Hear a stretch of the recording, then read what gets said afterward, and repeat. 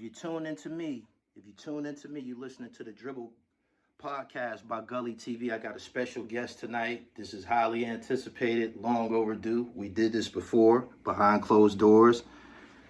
Sir, introduce yourself to my listeners. Brian GLAZE Gibbs.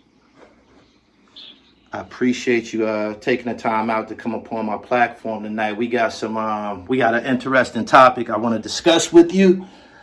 I believe I received some documents, what is essentially Ronald Washington's motion to dismiss, and it contains a lot of facts.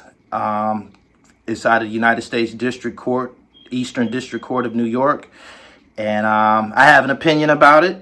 I'm sure you have an opinion about it, and let's go ahead and get off into it. Yeah. You want to go first or you want me to go? Go ahead. You can go first. I got some things written down. Go ahead. You can go first, and I'll interject. You know what? Even that whole situation, even when I got the documents, I started going over the documents. And like I say, I know Ronald Washington. Keep in mind, I haven't seen Ronald Washington since he was 16. I was 17 when I went away for my first bid. He was like a little brother. But once again, with that situation with Jam Master Jay, that happened October 2002, October 30th, 2002. And with that being said, I wasn't there. I'm not going to act like I was there. I know more than what I know. I wasn't there, and I'm pretty sure the folks that's going to be on the jury, they wasn't there. But the key about that whole situation is, based upon those documents and what took place, I never felt, that Kennard did it, because from my understanding, Kennard was like Jay bodyguard. He was like the boogeyman that kept people off of Jay.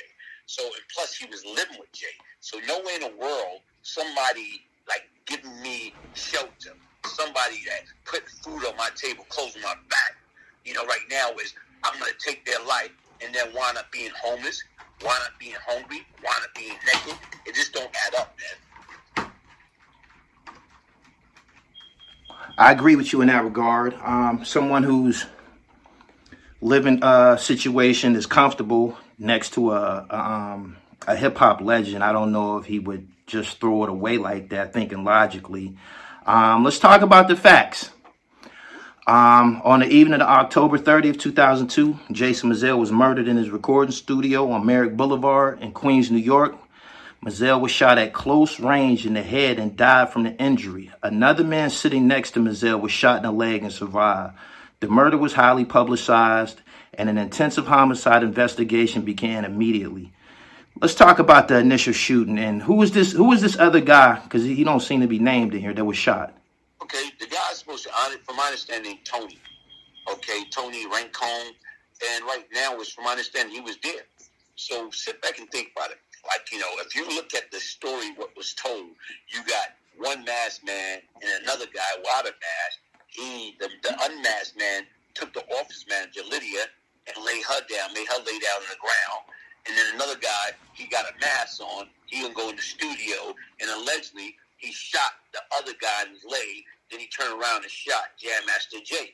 To me, when you sit back and you look at it, and I'm from the street, and even back then, first of all, if people come in to kill you and they want to get away with it, both of them going to have a mask if it was to an individual. And not only that, they're not going to pick and choose. They're going to kill everybody. So you mean to tell me I'm butt naked without a mask and people can see my face, and the other one got in a diaper covering his face, and right now so he shoot? No, it don't work that way. What was going to happen? Everybody in that studio was going to be executed. So when you sit back and think about it, the guy got shot this lane, you don't see who shot you. So to me, it's bogus.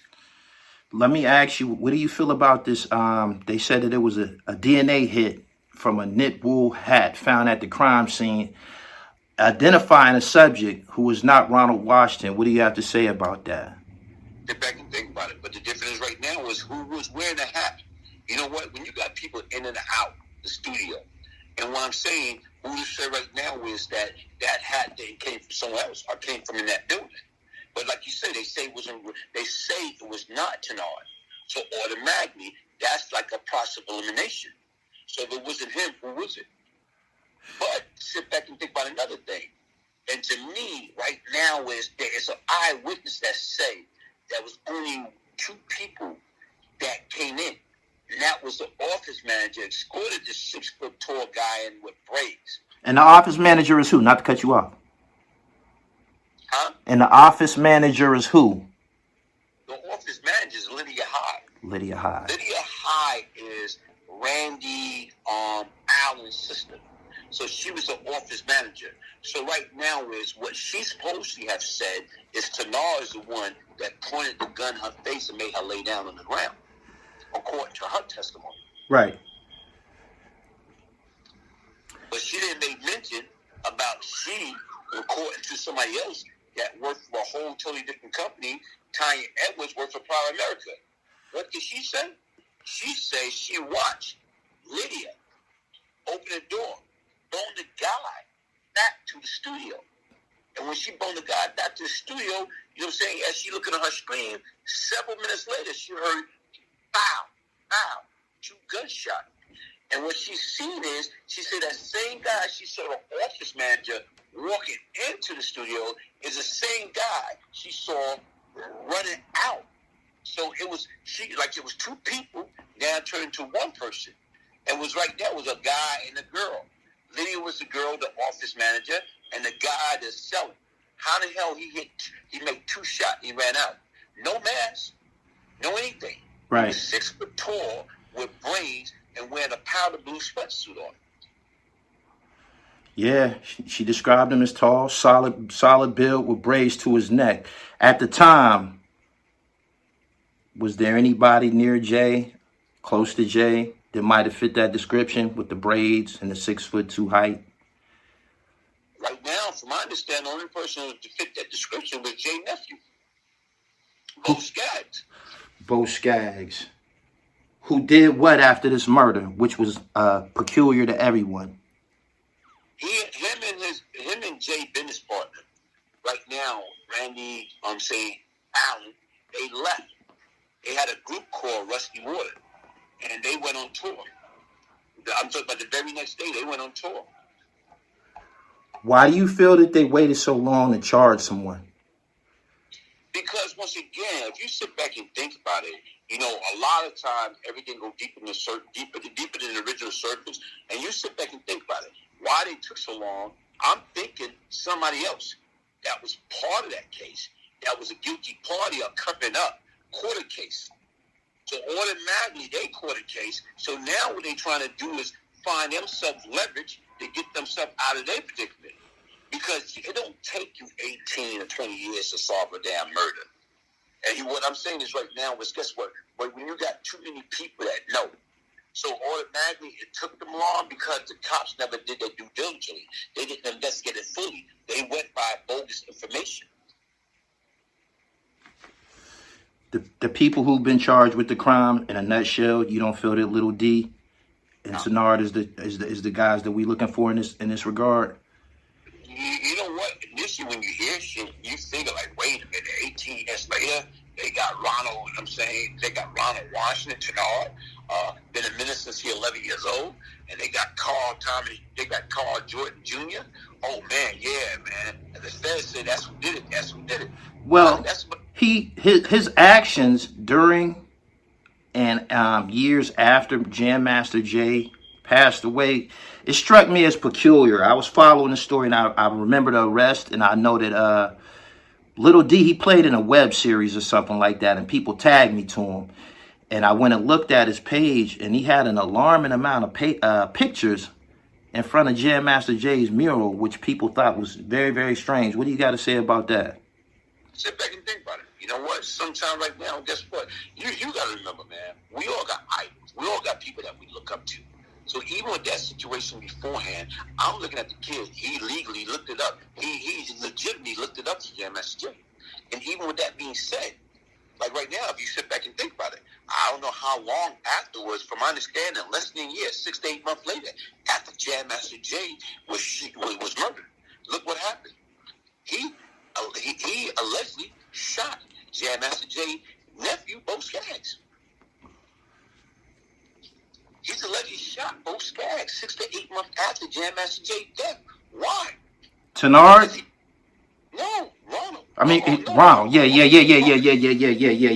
heard about that. Carl Jordan Jr. He's already shot most guys. And the difference is right now when you sit back and think about, because everybody try to put up there, yo, man, this guy was crazy, man. Here it is, he killed Jam Master Jay, and he going to the memorial, taking pictures and all that other stuff like that. When he was going there, he was mourning his loss. But right now, it's then he turned around and shot his nephew. Why he shot his nephew? You know what I'm saying? Did he shot his nephew because, man, y'all guys covering up his death. You did it, and you covering it up. So, see, people don't understand. A lot of that shit go deep. Like, even right now, Gully, when you sit back and think about it, to me, even like I said, I did a 44-minute documentary. I got it on my Patreon page. And right now, based upon, even in what I'm saying is, Jam Master Jay was a murderer. Jam Master Jay was an assassinated. Jam Master Jay death was an accident. An accident. Don't you think that would have been a little bit easier to convey to everyone, as opposed to trying to conceal the truth and cover up a crime, fighting technology and all of this type of shit? You gotta remember, sometimes people think they're smarter than what they are. When things like that magnitude happen, is people thinking? People not thinking. You just acting. So they call themselves right now, nobody say nothing. You stick to this story, and this is what we're gonna stick to. So once again, you got Tony was right there. He got shot in his leg. You mean to tell me he didn't know? Right now, he was there when, from my understanding, it was a struggle for the gun. The gun came out. Why did the gun came out? From my understanding right now, it was a group called Rusty Water. And right now, that was Bo Skaggs and Randy Allen, Jam Master Jay business partner, the one who inherited Jam Master Jay life insurance policy. So automatically, when a detail came out that Jam Master Jay got them signed, he got them signed, he got them a record deal. So from my understanding, they got like 65 to 75,000. So Jam Master Jay took the bulk of it. And from my understanding, he gave his lawyer some money, and then he turned around and gave Randy 5, and he gave Bo Skaggs 5. I heard Bo heard about the number. He got pissed. He came to the studio. When he came to the studio, what happened? Come on. Damn. That's kind of extreme, man. I mean, I just couldn't see myself doing something to one of my peoples about no bread. Not that type of bread, anyway. I couldn't put a dollar amount on it. I just couldn't do it. Especially someone who's so prestigious. Now, something that I do want to dispel is this person who's supposed to be in the Midwest, Uncle. What you think about that whole scenario, about the drug deal going bad? You don't think that that's a little bit more plausible than his nephew killing him? Sit back and think about it, right? Okay, cool.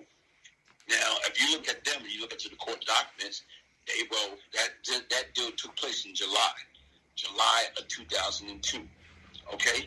Sit back and think about it. It's 31 days in July, 31 days in August. It's 30 days in September.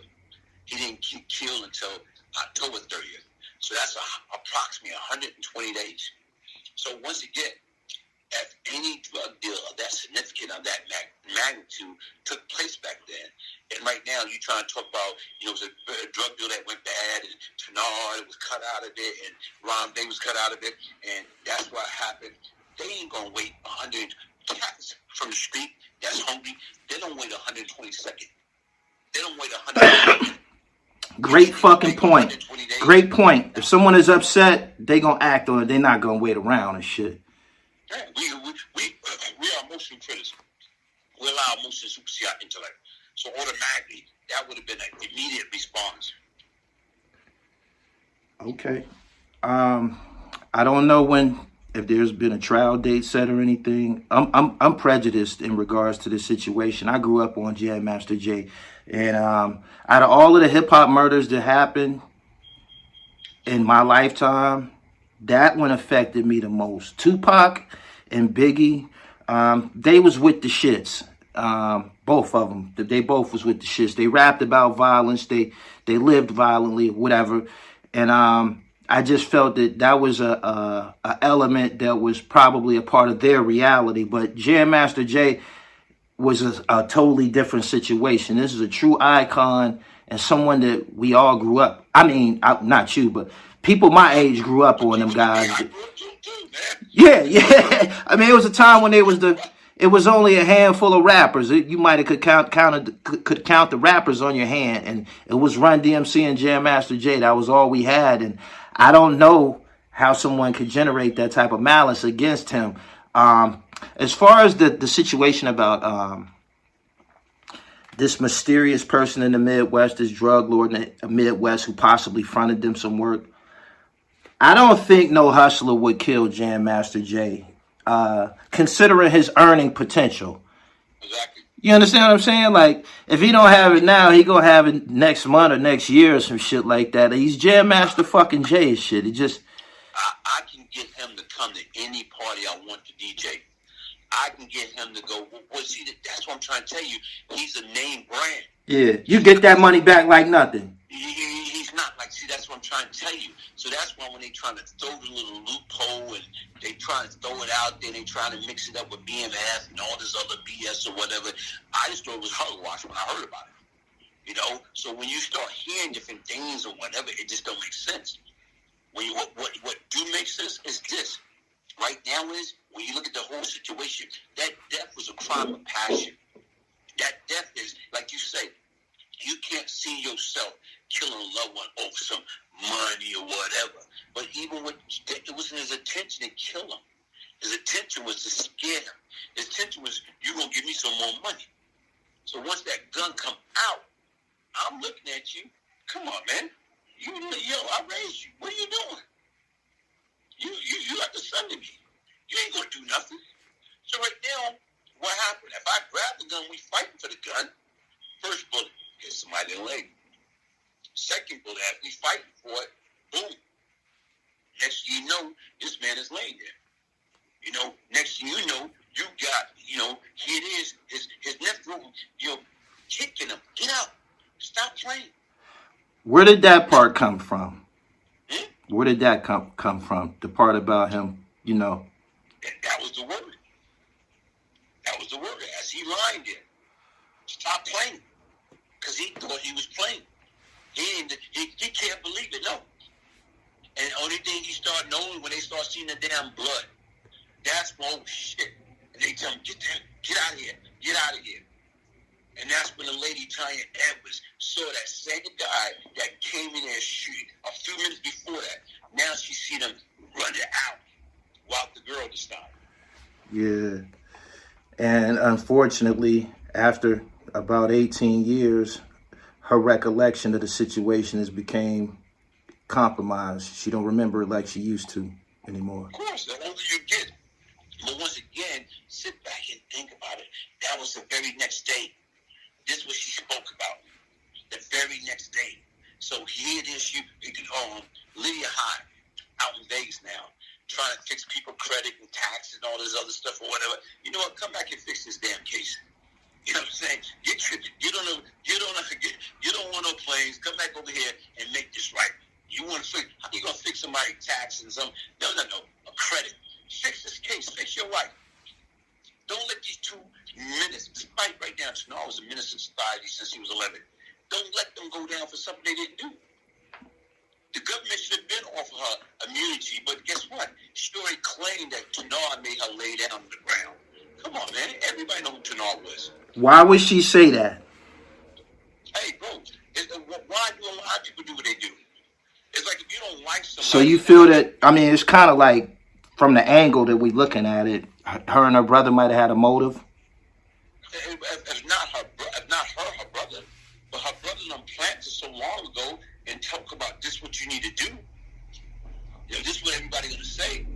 And right now, guys, if y'all change up now, guess what? They're going to hold you in contempt, perjury. It's too late. So right now, when you sit and think about it, how much time do perjury have? How much time contempt have? But once again, a body is, come on, they can get life. They can get the rest of their life in jail for what? For something they didn't do. Especially when it's a damn accident. With an accident, Gully, guess what could have happened? That guy could have got 5 years of probation. it was a crime of passion. I thought he jerked me for my money or whatever. And come on. 18 years worth of investigation. Why would they go and grab Little D? Because everybody started running their mouth. You know, right now, is from my understanding, Little D dad made mention of Tenard having something to do with it after Randy and them say Tenard has something to do with it. So right now, Tenard in turn say that Carl Jordan, Little D got something to do with it.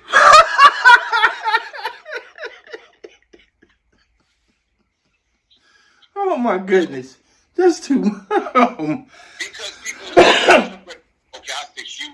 But now this shit come and bite you in the ass. But they've been charged with it. Because sit back and think about it right now. His dad was right now from my understanding, he had a good position in Def Jam.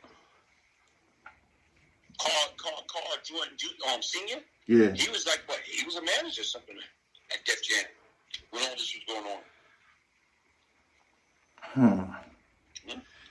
So once again, from my understanding, what he did was he mentioned Tenard. All of them was like talking about Tenard, name come up. But once again, sit back and think about it. Tenard was the one that lost him. Jam Master Jay had Tenard with him, around him, because he knew, guess what? Everybody didn't like him. Right now, nobody didn't trust him. He's a snake. But guess what? Jay took care of him.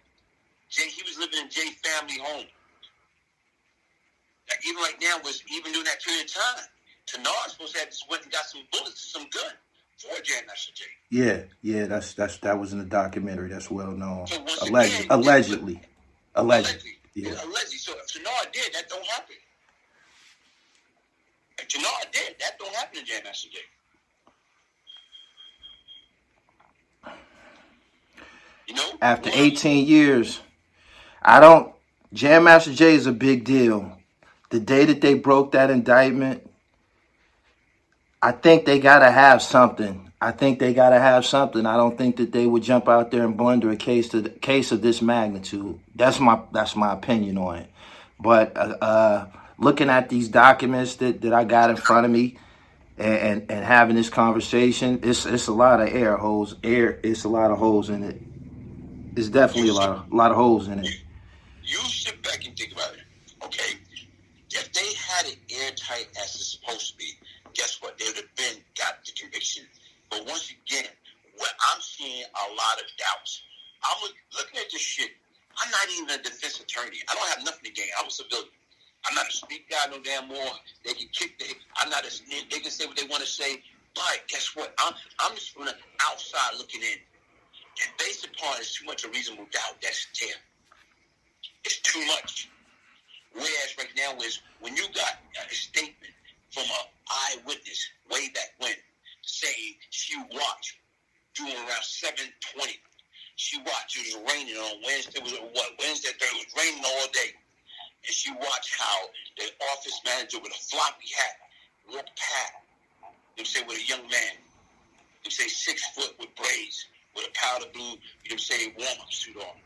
And then all of a sudden right now is she could watch them on the monitor. They go into the studio. The next thing she knows, she heard pop, not one, but 2 shots. Shortly after, that same individual that she saw being escorted in by the office manager, she saw this guy running out by him damn self. That's powerful. I'm reading it. I'm looking at it right here. She said it the day after. Thank you. So what I'm saying is this, man. November 1st, 2002, the day after the murder, Miss Edwards stated that between 7:15 and 7:30, the night before, she witnessed a man and a woman walk past the Prime America office on the way to the studio. A few minutes after the man and woman passed, Edwards heard 2 shots and saw the man flee back down the hallway towards the main exit.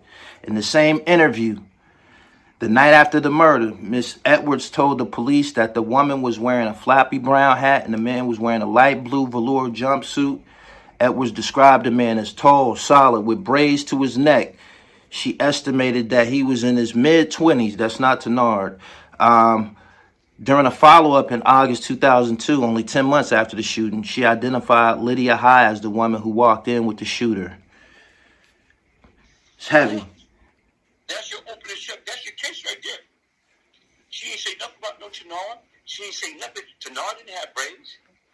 Lil D didn't have braids. That's the open and shut damn case right there, man. You kidding me? So you mean to tell me, regardless of what, this is not my profession. So you mean to tell me the shit is right there?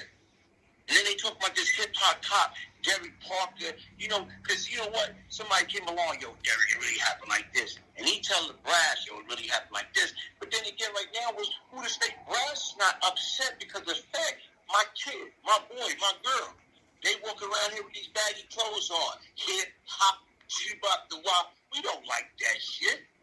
Man, they destroyed my kids.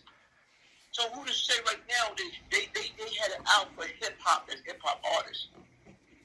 So right now they turn a blind eye on old things. They didn't want justice.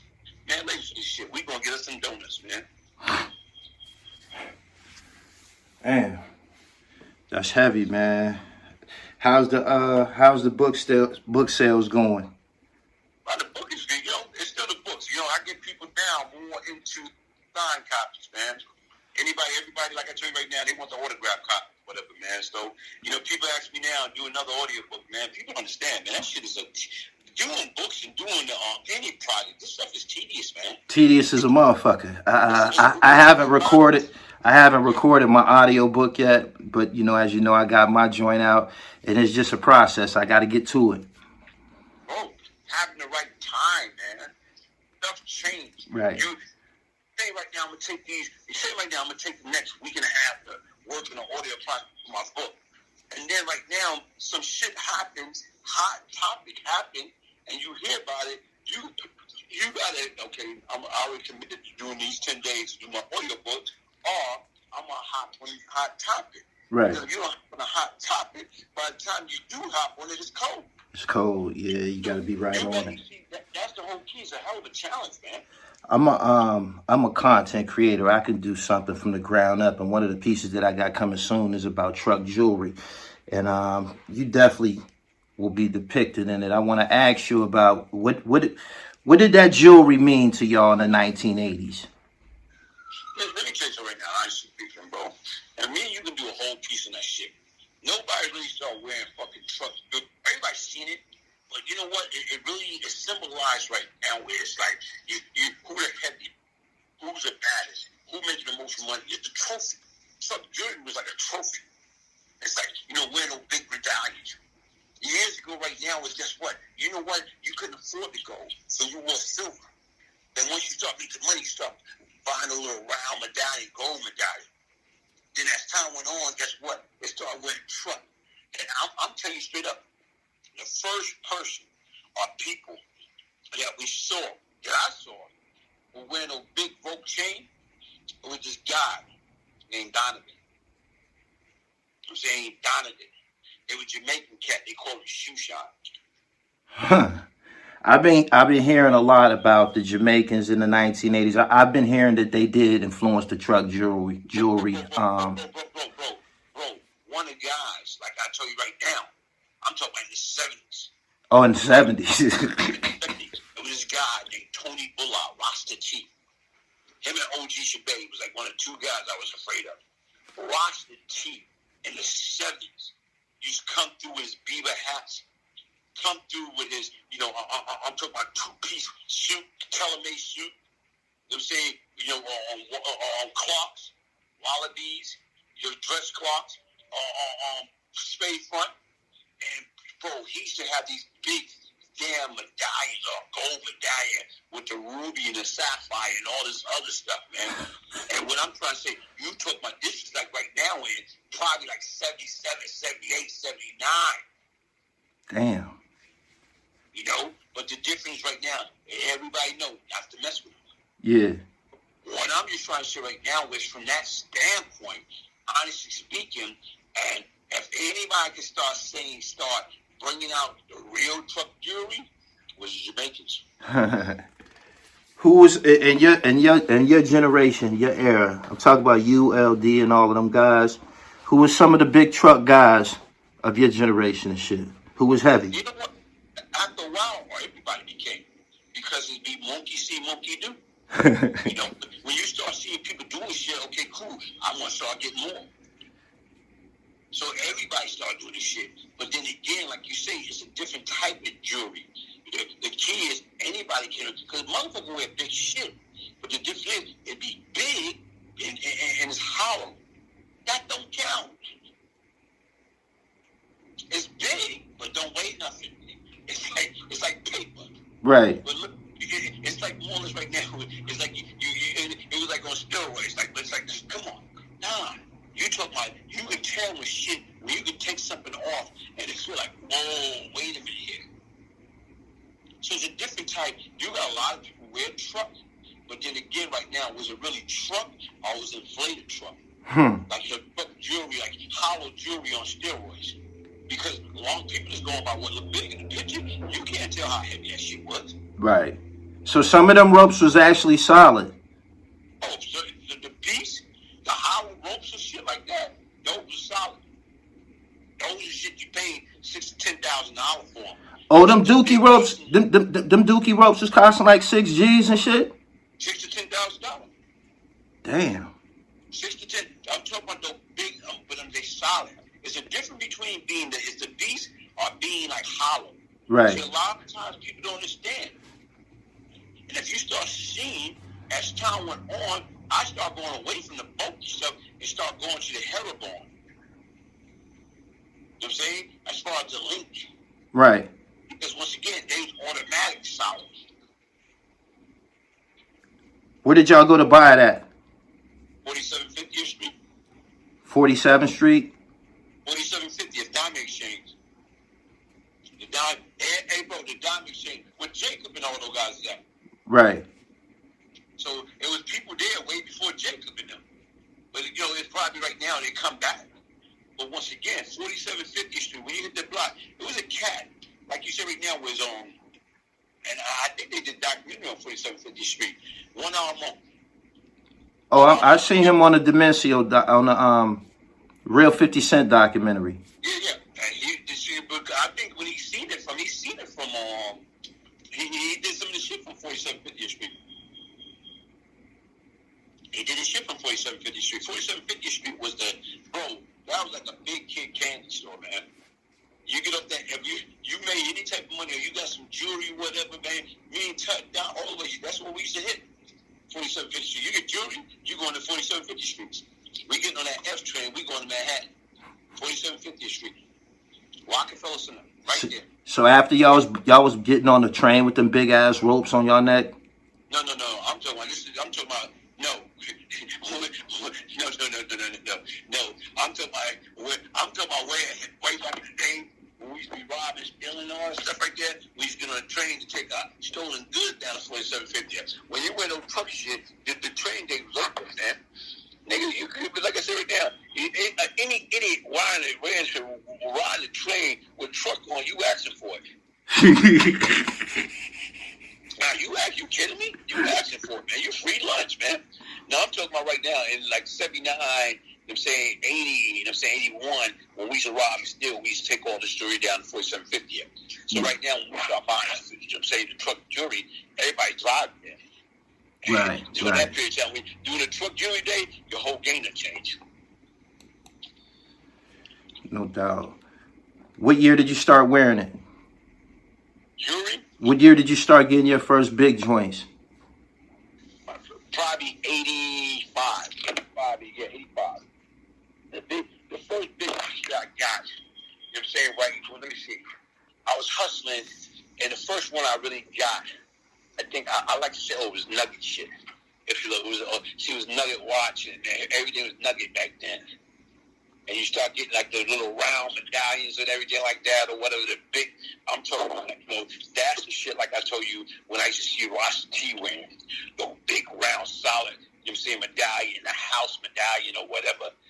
I'm just saying right now, was you going to the store, those pieces alone probably you talking about paying like $5,000, $6,000, $7,000.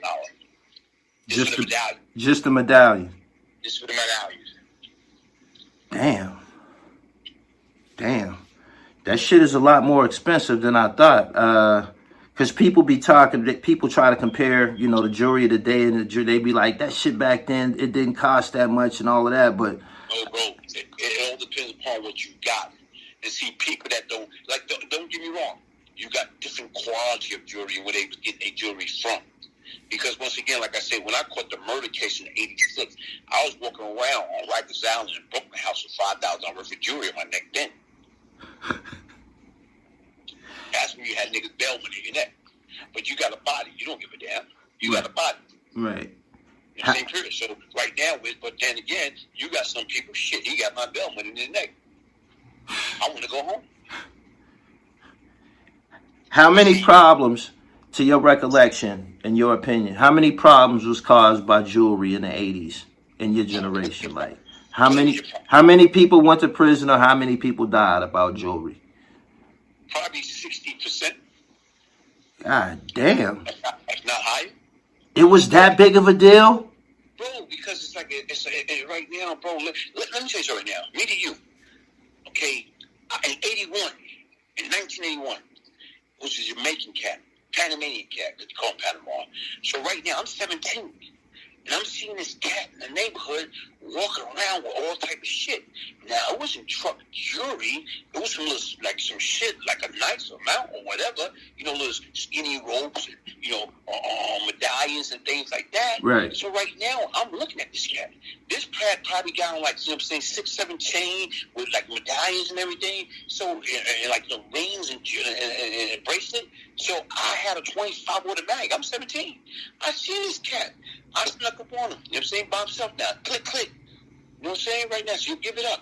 Oh my God, man, you must be don't know who I am, man. I don't care who you are. You don't give it up. You know, once he see me click it, guess what? He gave it up. Right. But the crazy part about it is this. I'm thinking I'm going to diamond exchange. I'm like 17. This is like right now before, like July 81, because a few weeks I went and did my first bid. Now, when I click on the dude probably in his late 20s, early 30s. When I click on the dude and get the shit, guess what? I want to go to 4750th Street to get rid of it. Right. Guess what? It's fake. Oh, my goodness. So you found that out when you went and took it down to the Diamond District? You know, bro, you ain't got to get that far. See, bro, the bottom line right now, bro, we know how to test jewelry. We just sell fake jewelry. So you know how to test shit. Right. You know how to clip and tell right now. Once you can tell what's real and what's not. Because you done did it so much.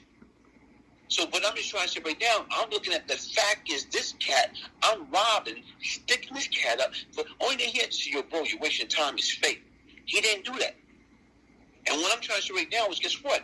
That shit almost cost me my life when I came home, because when I came home, he was down to 18. Oh, the same cat that you robbed was down with them. When I came home, yeah, in 84. And right now was, guess what? When I got down to 18, the leader was telling me, he's, yo, man, when you came home, we was going to light you up. Because you robbed Panama. But Panama violated and molested, or one of the close members of their family. That's why he was out. He disappeared before they killed him. But once again, it's like, wow, they told me that when I came home, they was going to murder me because I robbed Panama when I...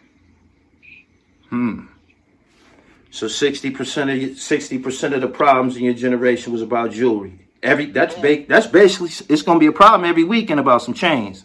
Bro, you kidding me? Because once again, you flossing, and that's what I'm saying. Not everybody and anybody can floss. But that's like, you look at shit. Let me tell you something right now. This is how I really started paying attention to jewelry. My man Domino's alive, but right now it's me and my man Rick Martin, and right now it's a cat in the neighborhood. And he came on. He snatched a piece from somebody, I guess, in Manhattan. And when he like, here it is. Now, we want the piece. So he's a little younger than us. I snatched the cat, grabbed, put him in a yoke. So right now, Rick took the piece, the chain and the piece from him. So right now is, once we walked away, we looking at the shit. And when we looking at the stuff, Rick give it to me, I give it to him. And the difference is right now, not knowing what the hell we looking at. Because we so used to yellow gold. This stuff was like orange. This shit was like orange. I'm saying right now, like an orange red. I'll never forget it. And even right now, you got a piece in your hand. And you know what that piece said? What? 999.9. Do you know what that means? That's silver, ain't it? No, that's pure gold. The shit was telling us it was pure gold. Oh, that's why the shit was looking orange? That shit was, I'm talking about like orange red. made that mistake. Now look, we look right now and say, yo, man, why you didn't tell us this shit was fake? Threw it back at him. My man Domino came along, because Domino had a little dirt bike. The cat like, yo, man. Domino said, yo, man, the cat want to give me this. He want my dirt bike. He want to give me this and that. I said, man, that shit ain't real, man. So right now, it's like I told you, you got to decide pawn shop before you go to 4750th Street. Right now, Domino took it to one of those side shops, and right now they try to offer him big money. You know what I'm saying? So what the bag he knew was real. Right now, like I say, hey, bro, listen, he got a few thousand for that, and it taught me a lesson from that point on. When you look at shit right now, guess what? We didn't know. We didn't understand. Anytime I see you, that gold, that pure gold right now, I never make that mistake. When I look at people and say, that's such, how the hell you know that? I said, that's 24 karat. How the hell you know that? Trust me. I learned that lesson how many years back in 1981, and I'll never forget that lesson. So like you say, with jewelry, man, jewelry always causes problem, man. Hey, bro, let me show you how bad it used to be. Look at the summertime. Summertime right now is a one, like on Linda Boulevard and like the major conduit going from East New York to Queens. You used to have people pull up by the light. And right now you have guys, you know what I'm saying, dress up. Or even right now, most of these folks, like I'm saying, Italian guys, and they used to have these big link chain on or whatever, or they Rolex watch or big, like you're saying, link bracelet. Right. Bro, listen, man. And it's summertime. So we playing red light. You snatching that shit and trying to beat the light and trying to beat the traffic at the same time. Jewelry always been a problem, man. Damn. I knew that you was somebody who would have some good insight on it based on your pictures and your age, and the things that I read in your book. It was always some jewelry shit in there. It was some jewelry. Yeah. We used to sell fake jewelry, man. Huh? We used to sell fake jewelry. We used to get a trade. We used to go down to Delancey Street. You ever heard of Delancey Street? Yeah. We used to go to Delancey Street. And right now it's a shop. We used to sell fake jewelry. We used to sell the trays. So right now we used to get the trays and turn around on a clip of fake jewelry. We used to say 10 carat. They said, what does it say? 12 carat go fill. 1/10, 1/10, 12 GF. We used to get the fingernail file, sand that down. And then we used to get a solder gun and get like the 14 karat clip and solder it through the chain. Right. Because a lot of times people look at the chain, if it's solid, automatically they feel it's real. But if you see a loop through a certain little thing through the clip, you know it's fake. Right. So it's a lot. It was a hell of a game behind that selling it. We're dealing with fake jewelry. So when black people see that shit solid, they know it's real. Or they think it's real. And then right now, the story used to always be when people ask you, they say, yo, where you get this from? We went in the store, tell the dude, like, yo, man, I'm looking for something for my mother for birthday or Mother's Day or whatever. So the guy brought out this tray. So when I'm going to the tray, I said, yo, man, come on, man, it's for my mother, man. You got nothing better than that? So the guy went in the back. So this guy went in the back. I ran out with it. Now sit back and think about it. That never happened. But I'm telling this to the adults. So I want them to think that's why he went in the back to get you the real shit. So when I ran out with the fake shit, that's why he trusts y'all. Right. So then, but see, you already planted the seed. So right now, when 30 days or 45 days, when they start turning color, they can figure out the game themselves.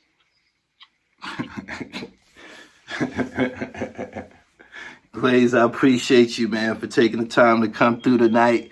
I really, really do. What you got up next? And lastly, last thing, what's going on with you and Terrence Gangsta Williams? How did that come together?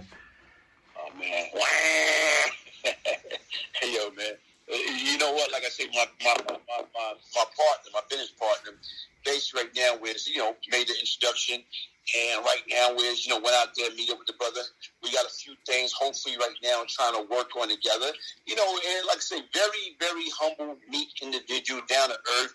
And like I say, just not too funny, man. Like, how somebody's funny, they don't even, like I say, me and him hooked up the other day. It's like we knew each other forever, because I'm not trying to impress him. He's not trying to impress me. We just being real. Right. And the objective is right now is like, you know what? He know what he messed up. He's a Muslim now. He know what he messed up or whatever. You don't have no regret. He's just trying to hug the block. He tried to put together his foundation, hugging the block. How did he put together and get back to people and help out people, man? How did he stop these kids from going in and out of that prison system or whatever? So, like I said right now, man, like, hey, hopefully right now within the next month or so, we'll get together again and be able to do some good and positive shit, man. That's the difference. Like, like I told you, building a good platform, get people to come together, building off one another, opposed to everybody pulling out their gun. We're back in the Wild Wild West. Yeah. Everybody trying to degrade one another, going after each other. Come on, man. We're not going to accomplish stuff like that. Right. We can go on these other platforms. We can do so much. Now we got to start doing stuff right now to empower ourselves, man. Build together, man. Opposed to building against each other. No it's doubt. easy. We can go at it all day. F you. What are we going to accomplish? Nothing. And then with people looking at us, man, wait a minute, man. These guys not even civilized. We got to be better than that now. No doubt. Tell them where they can grab the book at, Glaze. Hey, you can get your signed copy of the Brian Lucky book, Brian GLAZE Gibbs, by emailing me, Brian, BRIAN, Gibbs, GIBBS, 1201 at yahoo.com. Also, check out the Brian GLAZE Gibbs YouTube channel, and I'm also on Instagram, Brian GLAZE Gibbs. Hey, Gully, thank you, man. I got to kick it to you. I got some other stuff I want to talk to you about. But I appreciate your time, man. It's Friday night. I'm smoking me ill. Text me, man. We kick it again or something. All right, cool. All right? Peace. All right, man. Have a good weekend. Yeah. All right, cool. That was Brian GLAZE Gibbs, the author of Beyond Lucky. We had a chance to do a diatribe on his platform a few months ago, and it was only right that, the favor was returned, so we got a chance to sit down and give y'all some content, man, give y'all some insight on the Jam Master Jay situation. We do got some documents, some heavy documents. It's actually a packet, and it's Ronald Tannard Washington's, I think it's his appeal.